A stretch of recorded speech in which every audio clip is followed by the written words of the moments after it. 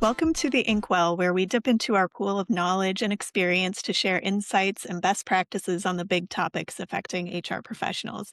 I'm Emily Miller. I'm the Director of Marketing at Purple Ink, and I'm here today talking to some members of the Purple Ink team about HR and talent development when budgets are tight. I'm Jody Curtis, and I'm the owner of Purple Ink, and I also work on our training and development team. Hi, I'm Michelle Callan, and I serve as the Director of Learning and Development. We know that when budgets are tight, HR and talent development are often some of the first things that get put under a microscope. So, today we're going to talk about how you can support your people and their development even when you don't have a lot of money to invest. Jody, what shifts are you seeing in how organizations are approaching HR and talent development during economic uncertainty? Leaders are not necessarily looking for nice to have programs. They're focused on stability, retention, productivity, and reducing risk. And all of those can be accomplished through training and development, but sometimes it's not viewed as a short-term solution, but more of a long-term solution. So I think leaders think, oh, we can push this off. I also think there's some renewed attention to core people processes, though, too. When things feel a little bit uncertain, inconsistent onboarding, outdated policies, or unclear practices can really create more costs that are far bigger than the savings. So, again, I want to encourage people not to push off training or not to think it's not important during uncertain times.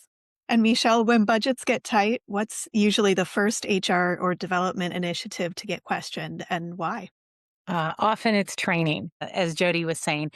We start to see it as a nice to have, not a have to have. And we have this misconception that everybody should just be grateful they have a job. And that's often a misconception because that's when people are actually looking for opportunities, especially your top performers.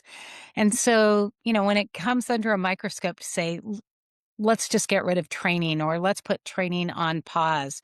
And so it's really important to look at it, but look at it as a perspective of what can we tie to business? What training and development do we need to continue so that as the economy becomes more certain, we are ready and able as we see that upswing to move with agility and with quickness.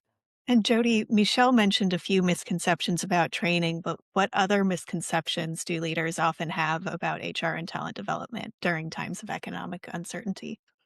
Yeah, well, one of them I think is similar to what Michelle said, but maybe with a little bit different wording there, that they think of HR and learning and development as a cost center, right? But the other one I think is around communication. And when they're in uncertain times, silence creates anxiety, right? While transparency maintains the trust that people need to hear. So, as much as organizations can continue to have some form of high impact training, and continue to communicate about the importance of HR and training and development, but also to continue to communicate about where the organization is right now, what factors are having the biggest impact on the organization, what might people be able to do to help.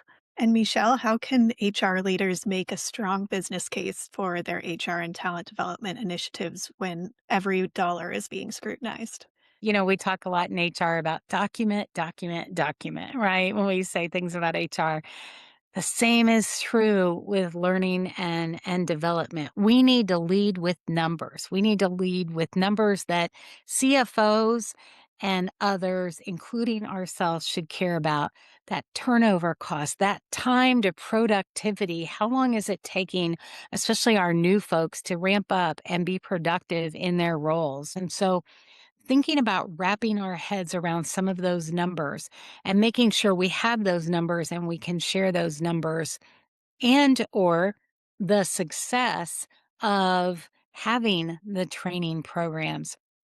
When I was working for a large financial institution, we found that we were having a lot of issues with our new employees getting up to speed on being productive on the job. And also, their error rate was pretty high.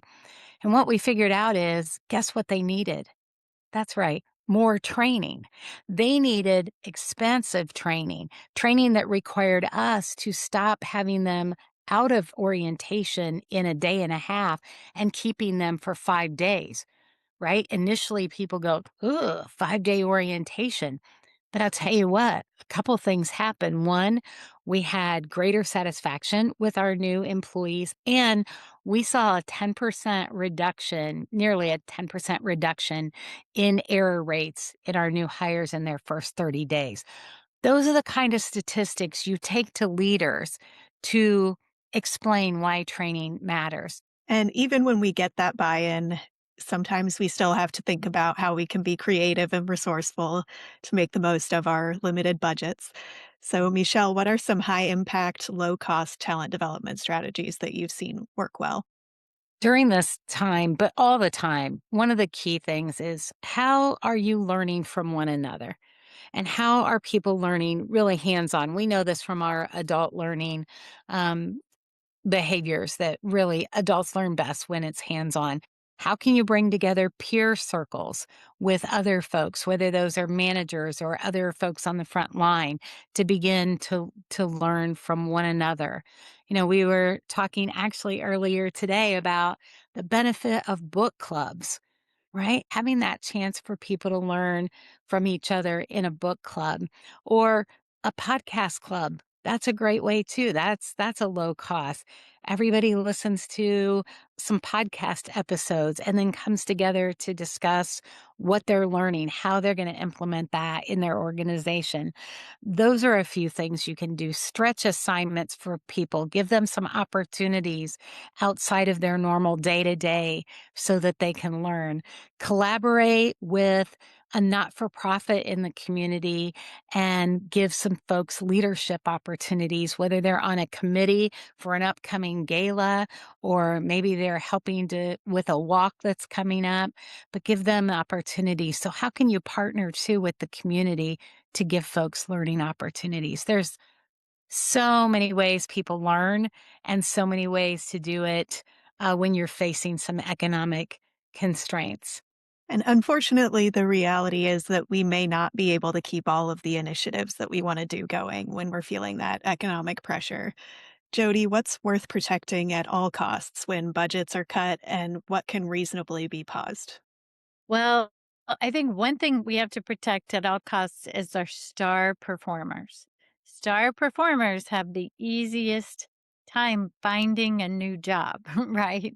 So, what can we do, and how can we do some of the things Michelle just mentioned around low cost strategies, but still keep doing them so maybe for a star performer, it's an internal coach or mentor who is spending extra time with them as opposed to an external coach for the moment or for the interim, right? But we have to keep those star performers. Also, compliance basics, right? We can't get caught up in having expensive legal risks or harassment or inappropriate language and that type of thing. So be keep doing the basics, the onboarding and offboarding.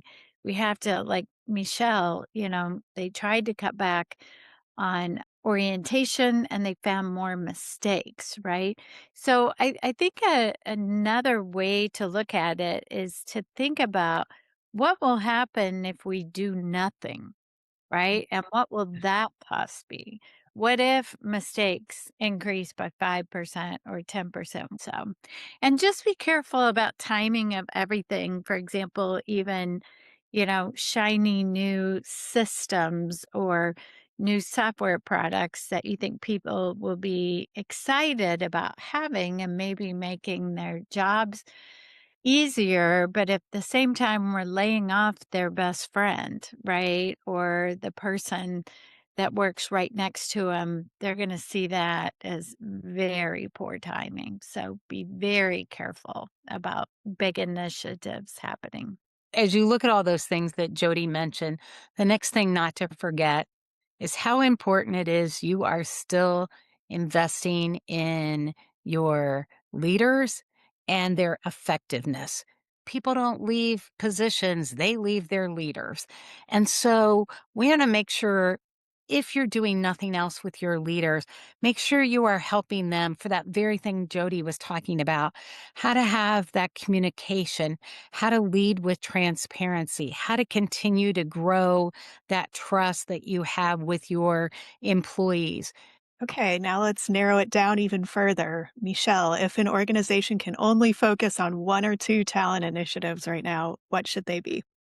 The one I just mentioned, I think is really important, and that's leadership or manager effectiveness because again, it flows through the manager, right? The engagement of people, the retention, their performance, the team's resilience, the accountability for the team, that all flows from that leader. Second, again, is that critical retention of your critical talent, that talent that you need to get you through these difficult economic times or whatever change your organization is going through.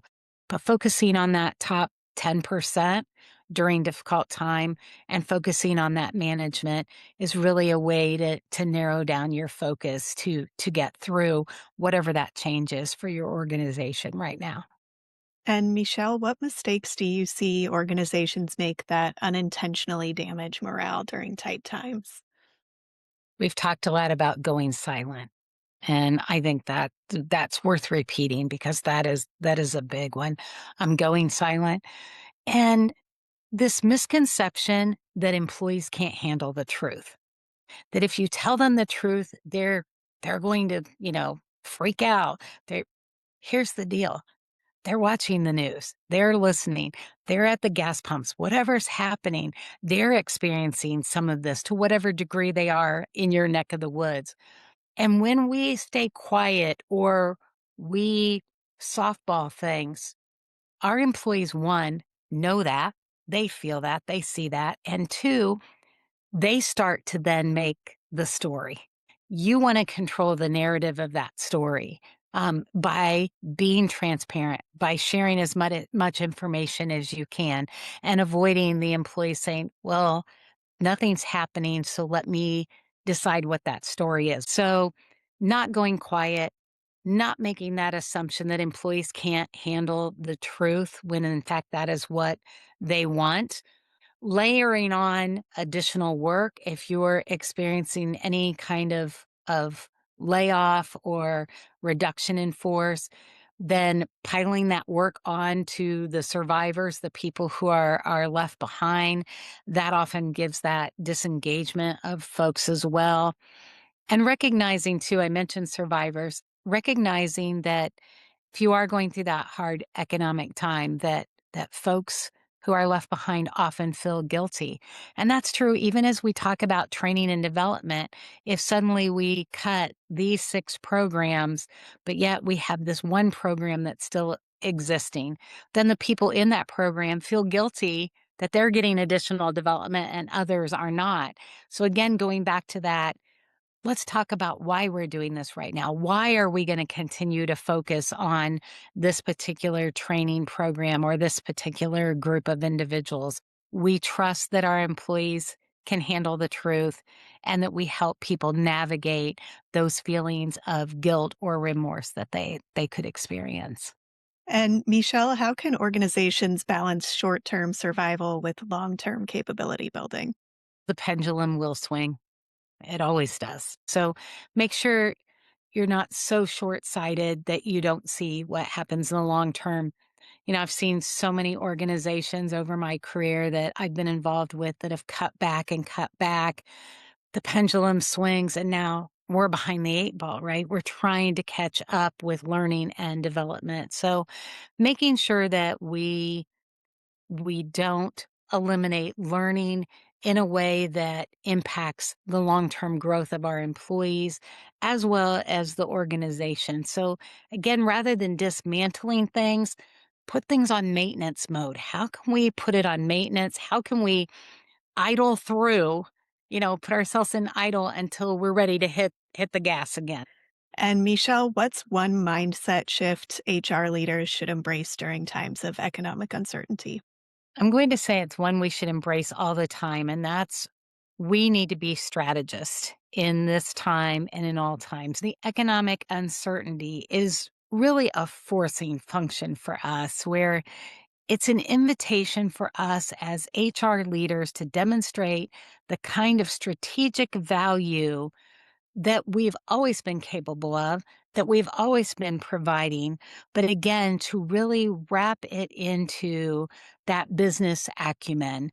And that's what I think is so critical during this time is that we show up as a partner in the business, always sharing that lens of the people, but the people and the business hand in hand. Well, thank you both for sharing your insights with me. And thank you all, viewers, for joining us to talk about HR and talent development on a budget today. If you have any questions or are in need of a partner for any of your HR and talent development initiatives or to help you strategize the best use of your HR budget, please reach out to us at Purple Ink. We would love to help.